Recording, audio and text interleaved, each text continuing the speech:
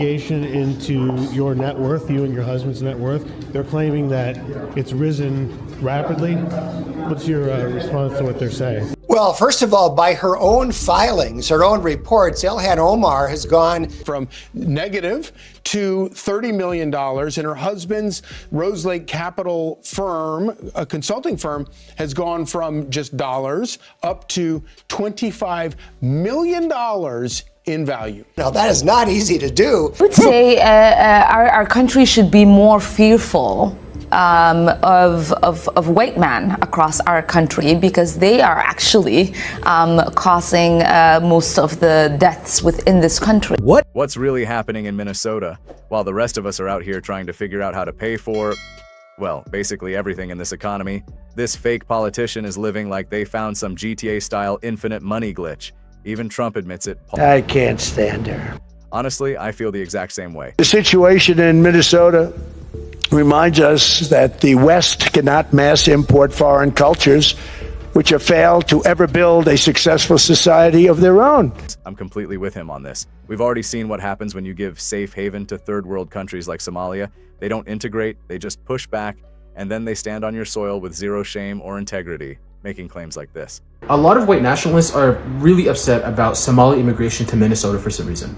But the thing is, Minnesota is the homeland of the Somali people, and it was promised to us 3,000 years ago. In fact, one of the founding documents of the state of Minnesota is literally codifying into law that Somali people have self-determination on that land. As it states very plainly in the basic law in Minnesota, the land of Minnesota is the historical homeland of the Somali people, in which the state of Minnesota was established. The state of Minnesota is the home of the Somali people, in which it fulfills its natural, cultural, religious, and historical right to self-determination.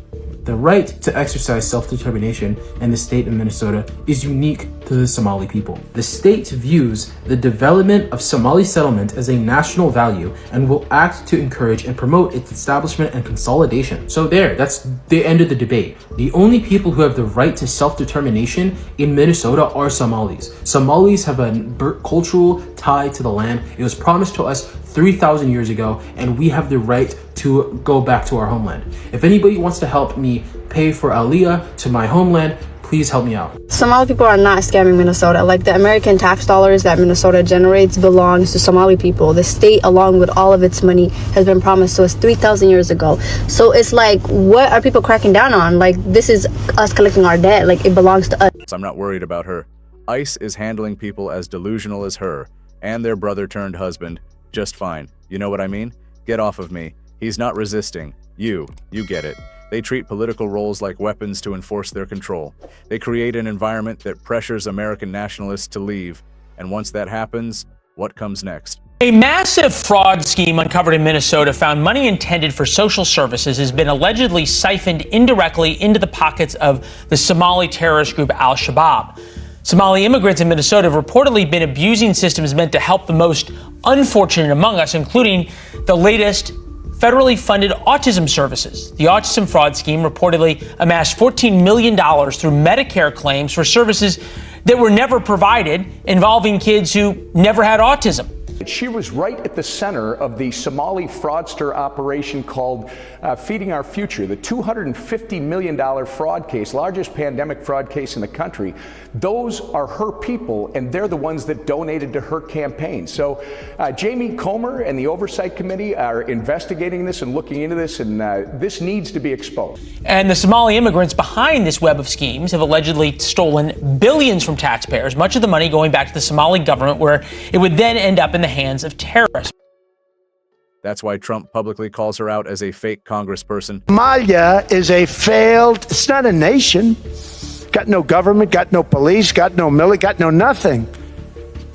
And then we have this fake congressperson who they just reported is worth $30 million. You believe this? Ilhan Omar, talking about the Constitution provides me. She comes from a country that's not a country, and she's telling us how to run America. Not going to get away with it much longer, let me tell you. She's tied to billions in fraud, giving cover to illegal immigrants, and tearing apart the very soul of the nation. But if you ask her, who does she blame for all of it? is the U.S. goddamn states.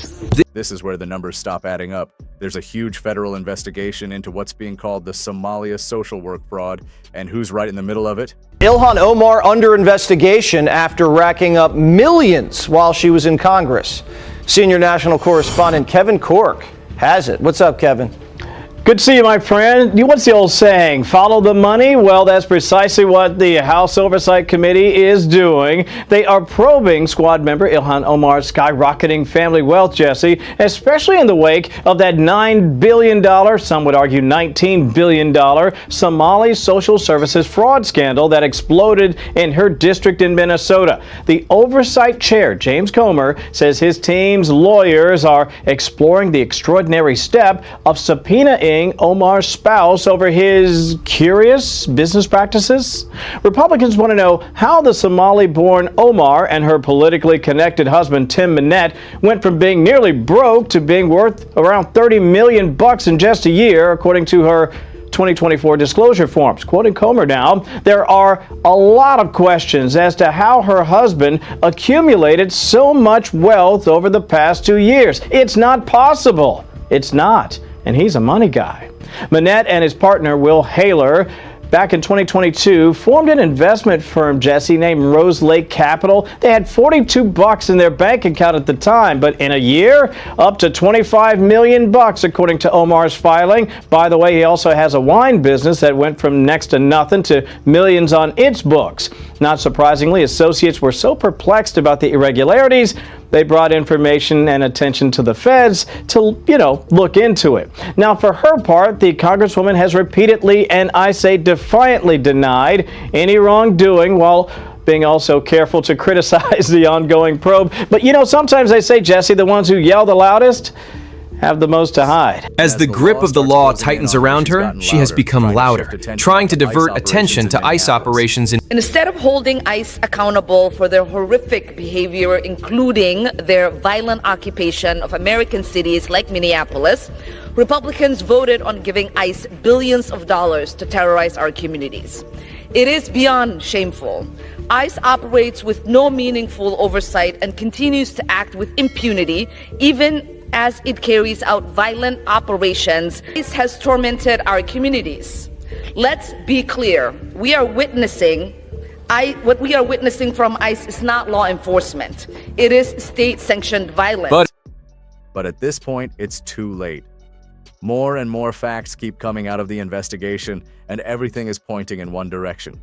Well, first of all, by her own filings, her own reports, Ilhan Omar has gone in a year from having a net worth of essentially zero to having a net worth of $30 million. Now, that is not easy to do, and it's especially not easy to do when her husband doesn't seem to have any active or successful businesses that might explain it. And so it obviously raises questions. And another thing that is calling out for investigation is that it was Ilhan Omar who introduced the free food legislation that enabled the Feeding Our Future fraud, the Feeding Our Future scandal, which adds up now to about $500 million and was centered in the Somalian community. So a lot of people are wondering whether some of that $500 million might have wound up with Ilhan Omar. I have no idea whether that's the case or not, but certainly her sudden wealth is worth looking into. And don't forget her husband, not that one, Tim Minette, the king of the glow-up. Back in 2023, his firm was worth like $1,000. Now it's a $25 million empire. His bank account hit its peak right when those billions went missing. I guess when you're the husband of the moment, the money glitches just work differently.